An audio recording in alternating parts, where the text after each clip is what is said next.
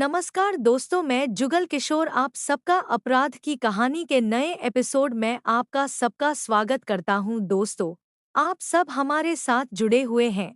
Channel को subscribe करें और लाइक करें और कमेंट करें। आपके सहयोग से मुझे हिम्मत मिलती है। कहानी अच्छी लगे तो अपने दोस्तों के साथ शेयर जरूर करें। चले आज की कहानी शुरू करते हैं। भोपाल शहर के निशातपुरा इलाके में 4 जनवरी 2018 को एक अधेड़ उम्र की औरत शबन आग से बुरी तरह झुलस गई थी। पहले तो यह केस खुदकुशी की कोशिश का लगा, लेकिन निशातपुरा थाने की पुलिस ने जांच की तो जो हकीकत सामने आई सभी चौंक गए। पता चला कि वह 52 साल के सलीम खान की तीसरी पत्नी थी और उसे एक सोची समझी साजिश के तहत जलाया गया था। दरअसल शबन का पति सलीम खान सिक्योरिटी गार्ड था। 11 बच्चे होने के बाद भी वह चौथी शादी करने की कोशिश कर रहा था। उसका बड़ा बेटा 18 साल का हो चुका था। इसके बावजूद उसने चौथी शादी थी। पुलिस को इस मामले की खबर एक दिन बाद यानी 5 जनवरी को लगी तो थाना निशातपुरा के टीआई चैन सिंह रघुवंशी ने एसआई संतराम खन्ना को हमीदिया अस्पताल भेज दिया, क्योंकि आग से झुलस जाने के बाद शबन उसी अस्पताल में जिंदगी और मौत के बीच झूल रही थी। एसआई संतराम खन्ना बिना वक्त गवाए हमीदिया अस्पताल पहुंच गए।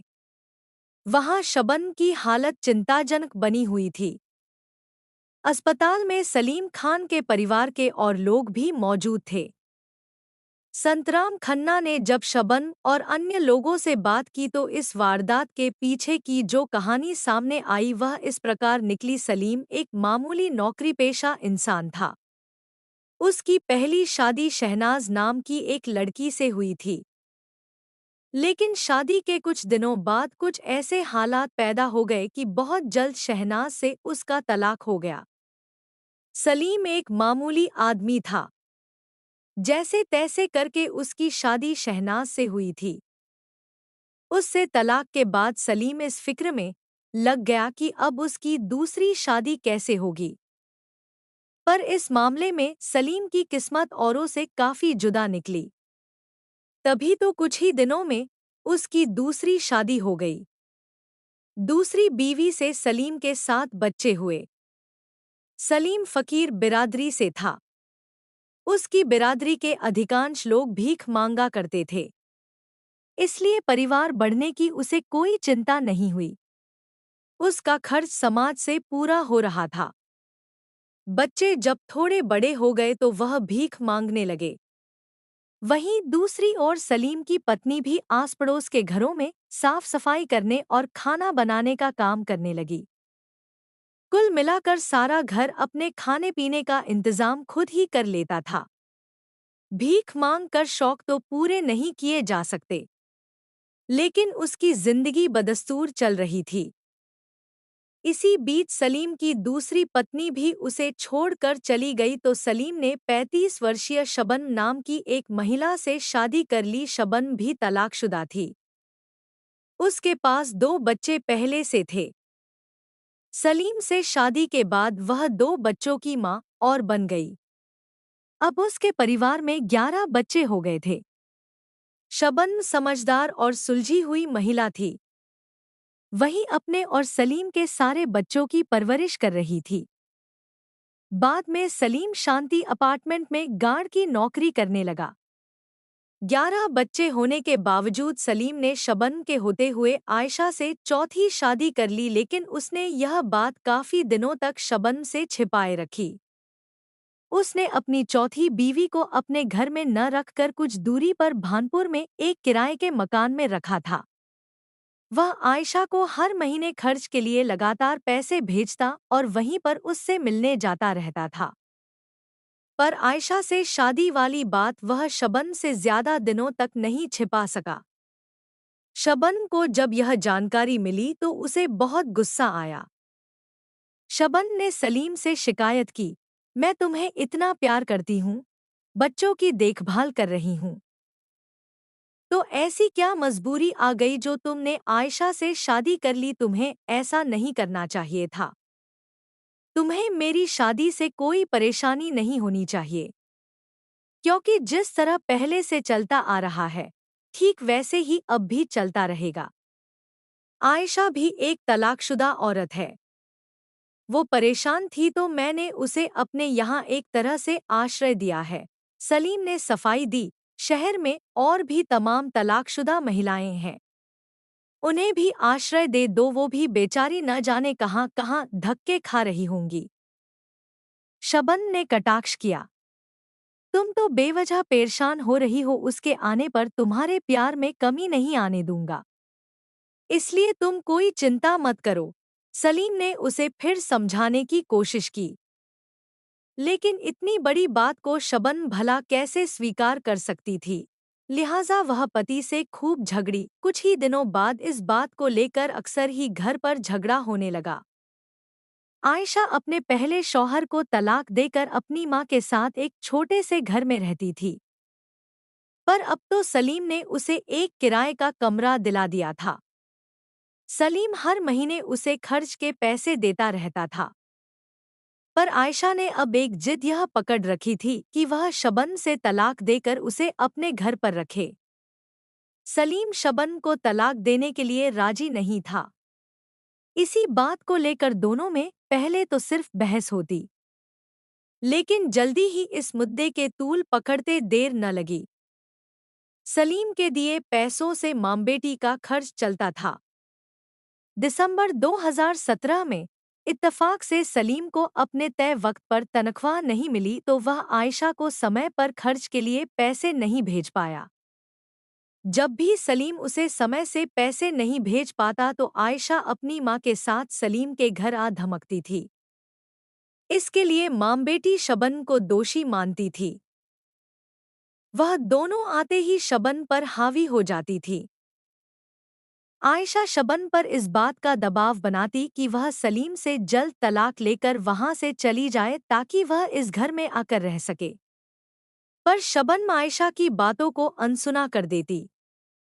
दिसंबर के महीने में भी वह दोनों घर आकर शबन से झगड़ने लगी। आयशा की मां वसीमा भी आग बबूला हो गई। हो हल्ला सुनकर आसपास के लोग भी अपने घरों से बाहर निकलकर दोनों को समझाने लगे। इतने में किसी ने सलीम को फोन करके इसकी जानकारी दे दी। सलीम उस समय शांति अपार्टमेंट में अपनी ड्यूटी पर था। वह दूसरे गार्ड को थोड़ी देर में लौट आने की बात बोलकर जल्दी से घर आ गया। उस समय घर पर महाभारत छिड़ी हुई थी। सलीम ने आते ही आयशा को समझाया कि यहाँ पर मत लड़ो, सब लोग देख रहे हैं। आयशा ने सलीम से गुस्से में कहा, सबसे पहले तो तुम शबन को तलाक दो, तभी मैं तुम्हारे साथ रहूंगी। सलीम ने उसे समझाने की पूरी कोशिश की, लेकिन आयशा इसी बात पर अड़ी रही।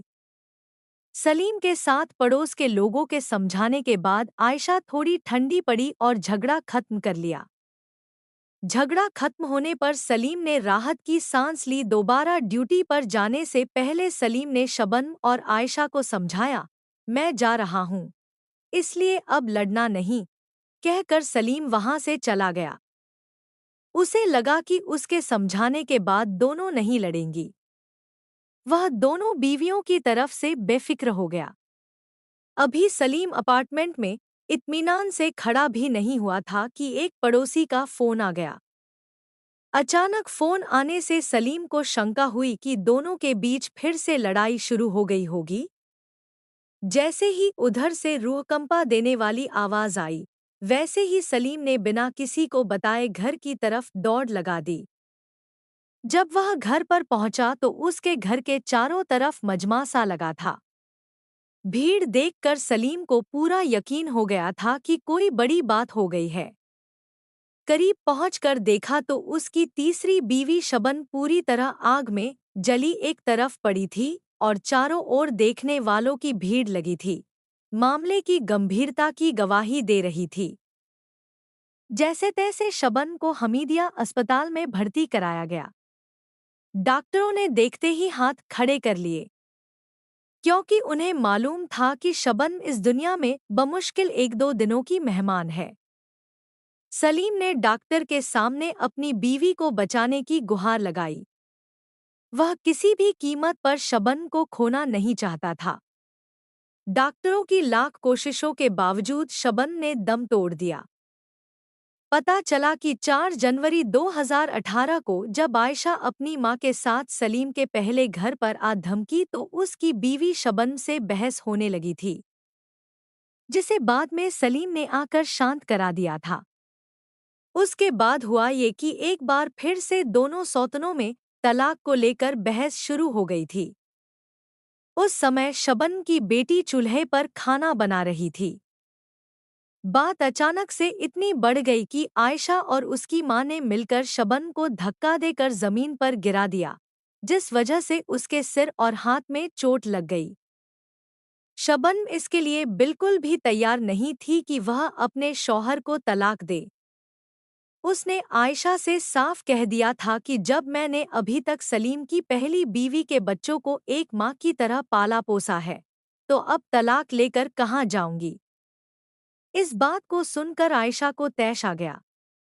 उसने कहा कि तुम जहन्नुम में जाओ या कहीं और, मुझे इससे मतलब नहीं है, लेकिन तुम्हें सलीम से तलाक लेना ही पड़ेगा। उन्होंने जब देखा कि शबनम अपने इरादे पर अटल है तो आयशा झगड़ा करने पर उतारू हो गई। इसी दौरान वसीमा बी ने अपनी बेटी आयशा से कहा कि देखती क्या है, इस करमजली के ऊपर केरोसिन डालकर आग लगा दे। यह सुनकर आयशा ने पास ही रखा केरोसिन का गैलन उठाया और जमीन पर गिरी पड़ी शबनम पर उसकी बेटी के सामने ही डालकर जलती हुई माचिस की तीली उसकी तरफ उछाल दी। एक छोटी सी चिंगारी शबनम पर पड़ते ही आग का गोला बन गई।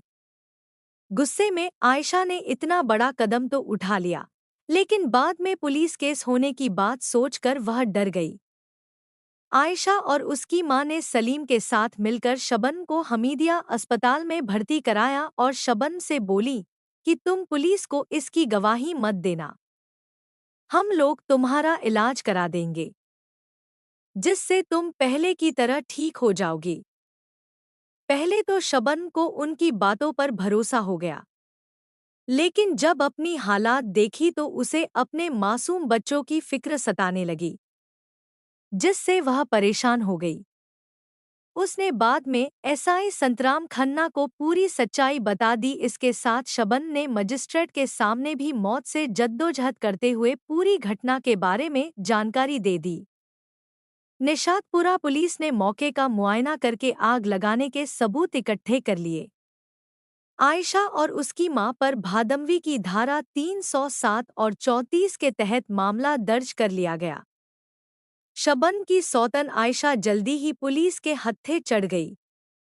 उसकी शातिर मां वसीमा बी पुलिस को चकमा देने में कामयाब रही। पुलिस ने वसीमा बी की धरपकड़ के लिए उसके घर पर दबिश दी, लेकिन पुलिस टीम को खाली हाथ लौटना पड़ा। वसीमा बी की तलाश में पुलिस ने कई जगह छापेमारी की, लेकिन उसका कहीं पता नहीं चल सका।